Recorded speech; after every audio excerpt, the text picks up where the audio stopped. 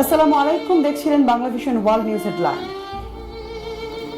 কারো চাপের মুখে ইরান কখনোই আত্মসমর্পণ করবে না বলে ঘোষণা দিয়েছেন ইরানের সর্বোচ্চ ধর্মীয় নেতা আয়াতুল্লাহ আলী খামেনি। সেই সাথে আমেরিকা এই সংঘাতে জড়ালে তাদের অপূরণীয় ক্ষতি হবে বলেও হুঁশিয়ারি করে দিয়েছেন তিনি। গেল শুক্রবার ইরান ও ইসরায়েল সংঘাত শুরুর পরে প্রথম এত কড়া ভাষায় ইরানের অবস্থান জানিয়ে দিলেন আলী খামেনি। আর খামেনির এই হুমকির পর সুর নরম করে মার্কিন প্রেসিডেন্ট ডোনাল্ড ট্রাম্প জানালেন আমেরিকা সংঘাতে জড়াবে কিনা তা এখনো ঠিক করা হয়নি। যদিও গেল 5 দিনে ইউরোপ সহ বিভিন্ন মার্কিন বিমান ঘাঁটি থেকে বহু যুদ্ধ বিমান, যুদ্ধ জাহাজ সহ বিপুল পরিমাণ সমরাস্ত্র মধ্যপ্রাচ্যে সরিয়ে নিয়েছে যুক্তরাষ্ট্র। এমন পরিস্থিতিতে আমেরিকা যদি ইরান ইসরায়েল লড়াইয়ে জড়িয়ে পড়ে তাহলে ভয়াবহ আঞ্চলিক সংঘাত ছড়িয়ে পড়ার পাশাপাশি পরমাণু যুদ্ধের আশঙ্কা করছেন বিশ্লেষকরা। রিফাত জামানের ডেস্ক রিপোর্ট। ইরানের সর্বোচ্চ ধর্মীয় নেতা আয়াতুল্লাহ আলী খামেনির কড়া এক হুমকিতেই সুর নরম করে ফেললেন মার্কিন প্রেসিডেন্ট ডোনাল্ড ট্রাম্প। কি বললেন তিনি আর কি কড়া হুমকি দিলেন আলী খামেনি?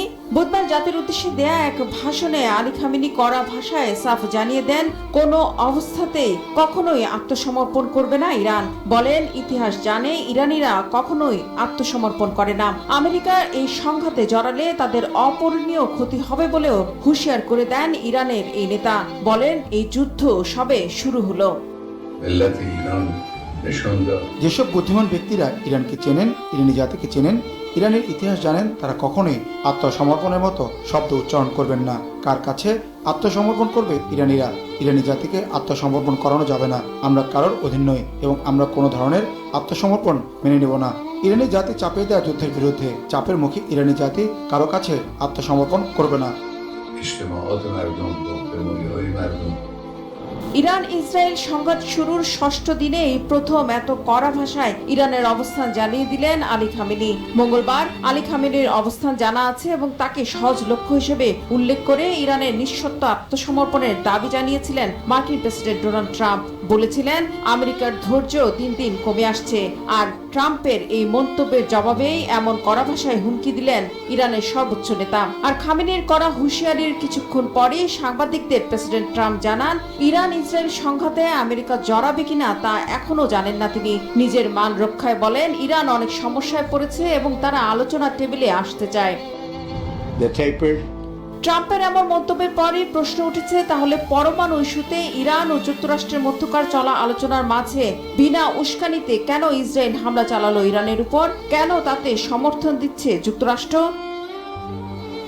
আমেরিকা চলমান সংঘাতে যোগ দেবে কিনা তা স্পষ্ট না করলেও গেল 5 দিন ধরে ইউরোপ সহ বিভিন্ন মার্কিন বিমান ঘাঁটি থেকে 30টিরও বেশি যুদ্ধ বিমান ও বেশ কিছু যুদ্ধ জাহাজ সহ বিপুল পরিমাণ সমরাস্ত্র মধ্যপ্রাচ্যে সরিয়ে নিয়েছে যুক্তরাষ্ট্র।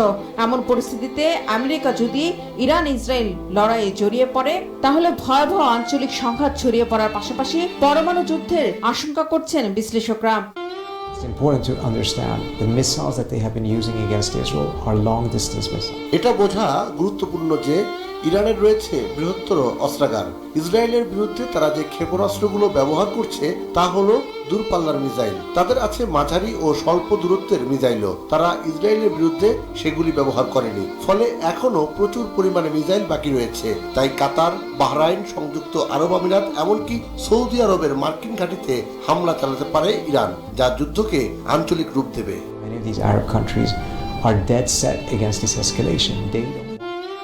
একই সাথে বিশ্লেষকরা বলছেন, ইরানের বর্তমান খামেনি প্রশাসনের পতন হলে তার পরিণতিও ভয়াবহ হতে পারে, বিশেষ করে ইরানে যদি গৃহযুদ্ধ বেঁধে যায়, যেমনটা হয়েছে ইরাক ও লিবিয়াতেও। তাই শেষ পর্যন্ত কোন পথে যাবে ইরান ইসরায়েল সংঘাত তা নির্ভর করছে আগামী কয়েকদিন কি ঘটবে তার উপর।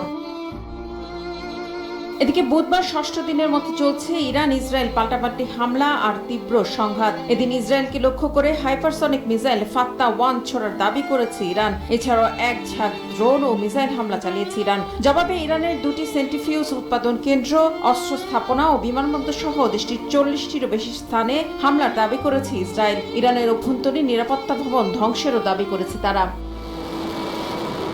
রিফাত জামান, বাংলা ভিশন নিউজ ডেস্ক।